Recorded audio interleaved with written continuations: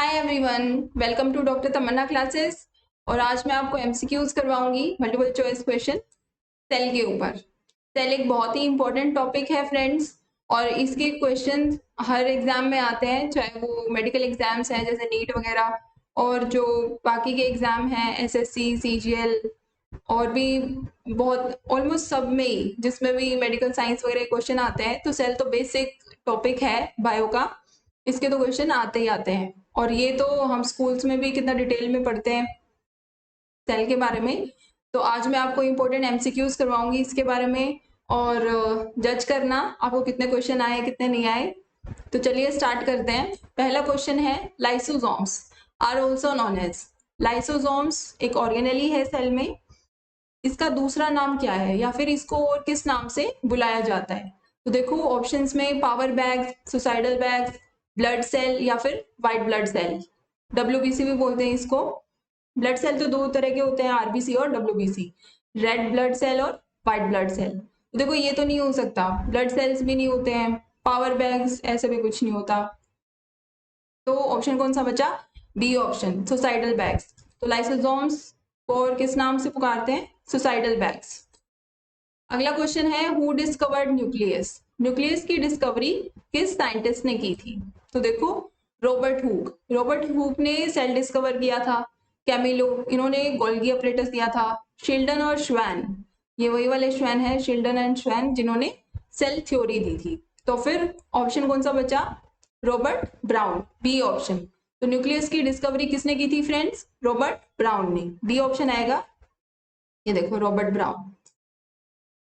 Next question है, fungal cell wall is made up of. Fungi की जो cell wall होती है वो किस मटेरियल की बनी होती है? ऑप्शंस हैं पेप्टिडोग्लाइकन की, सेलुलोज की, काइटिन की, या फिर इनमें से कोई नहीं। तो देखो पेप्टिडोग्लाइकन, ये सेल वॉल होती है, इसकी किस में होती है, लेकिन फंजाई में नहीं होती, ये होती है बैक्टीरिया में। बैक्टीरियल सेल वॉल जो होती है वो पेप्टिडोग्लाइकन की बनी होती है। सेल्यूलोज, ये जो हायर प्लांट्स वगैरह होते हैं उनके जो सेल होते हैं उनकी सेल वॉल सेलुलोज की बनी होती है। फंगल सेल वॉल सेलुलोज की नहीं होती। तो काइटिन की बनी होती है। ये correct option is chitin, C option is right. Next question है, what is called a cell without a cell wall. एक सेल बिना सेल वॉल के क्या बुलाते हैं हम उसको? सिम्प्लास्ट, एपोप्लास्ट, प्रोटोप्लास्ट या फिर टोनोप्लास्ट। टोनोप्लास्ट क्या होती है? वैक्यूल जो होता है सेल के अंदर, वैक्यूल आपने सुना ही होगा। वैक्यूल की जो सेल वॉल होती है उसको बोलते हैं टोनोप्लास्ट। ठीक है, तो सेल वॉल, एक सेल जिसकी सेल वॉल नहीं है उसको टोनोप्लास्ट तो नहीं बोलेंगे। सिम्प्लास्ट और एपोप्लास्ट, अब ये दोनों क्या है? ये दोनों होते हैं पाथवे, ये पाथवे होते हैं। और जैसे जो सेल होते हैं, अगर उनकी सेल वॉल के थ्रू पास आउट हो रहा है मटेरियल तो कौन सा होगा? Apoplast pathway. और अगर प्लाज्मोडेस्माटा से या फिर जो सेल के अंदर साइटोप्लाज्म होता है वहां से पास आउट होते हैं आयंस वगैरह, तो उसको सिम्प्लास्ट पाथवे कहते हैं। ठीक है, तो इसमें ये तीनों ऑप्शन तो नहीं आएंगे, ये दोनों तो पाथवे हो गए, सिम्प्लास्ट और एपोप्लास्ट। टोनोप्लास्ट वैक्यूल की जो मेम्ब्रेन होती है उसको बोलते हैं। बचा कौन सा? प्रोटोप्लास्ट। तो फिर प्रोटोप्लास्ट एक ऐसा सेल है जिसकी सेल वॉल नहीं होती। ये देखो करेक्ट ऑप्शन कौन सा है? C, C option is right. Okay, next है, sarcoplasmic reticulum is found in. Sarcoplasmic reticulum किस में मिलता है? ऑप्शंस देखो, न्यूरॉन्स में ये सेल है, कौन से सेल्स में सार्कोप्लाज्मिक रेटिकुलम मिलता है? तो न्यूरॉन्स इसमें तो नहीं होता, और लिवर सेल, किडनी सेल्स। अब देखो सार्कोप्लाज्मिक रेटिकुलम क्या होता है, ये मसल सेल्स में होता है। और ये इंपॉर्टेंट क्यों है?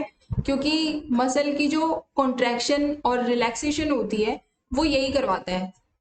कौन करवाता है? Sarcoplasmic reticulum.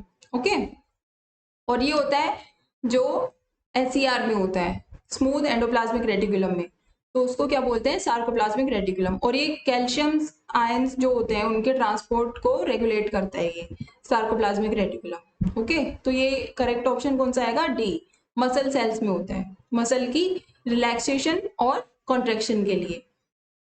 Sarcoplasmic reticulum. Okay, next question है in prokaryotes mesosomes do not help in. Prokaryotes क्या होते हैं? बैक्टीरिया आते हैं इसमें। तो इनके अंदर मीजोसोम्स किस चीज में हेल्प नहीं करते? इन चारों ऑप्शंस में से किस में हेल्प नहीं करते? तो देखो, डीएनए रेप्लिकेशन होती है मीजोसोम्स के थ्रू, सेल वॉल फॉर्मेशन भी होती है, रेस्पिरेशन भी होती है, फोटोसिंथेसिस नहीं होती। कभी आपने सुना है कि कोई बैक्टीरिया फोटोसिंथेसिस कर रहा है? तो ऐसा नहीं होता, बैक्टीरिया नहीं करता है। इसीलिए correct option is C, photosynthesis. Photosynthesis नहीं होती है मीजोसोम्स में। ओके, ये देखो, photosynthesis is the right answer. Next question है cis and trans faces of Golgi apparatus are. Golgi apparatus के जो सिस और ट्रांस दो फेस होते हैं, तो वो कैसे होते हैं, ये पूछा है इसने। अब देखो ऑप्शंस में सिमिलर, इंटरकनेक्टेड, वो सेम होते हैं और कनेक्टेड भी होते हैं एक दूसरे से। सेम होते हैं लेकिन इंटरकनेक्टेड नहीं होते। सी ऑप्शन है कि पूरी तरह से डिफरेंट होते हैं लेकिन फिर भी इंटरकनेक्टेड होते हैं। डी ऑप्शन क्या है कि पूरी तरह से डिफरेंट होते हैं और इंटरकनेक्टेड भी नहीं होते। तो देखो, जो सिस और ट्रांस फेसेस है, नाम ही बता रहा है कि ये होते दोनों अलग है। सिस और ट्रांस दो फेस होते हैं गोल्गी अपरेटस के ही, वो एक दूसरे से अपोजिट होते हैं ये, लेकिन गोल्गी अपरेटस का ही पार्ट है ये, तो ये कनेक्टेड होते हैं। ठीक है, तो ऑप्शन कौन सा आएगा? सी, एंटायरली डिफरेंट बट इंटरकनेक्टेड।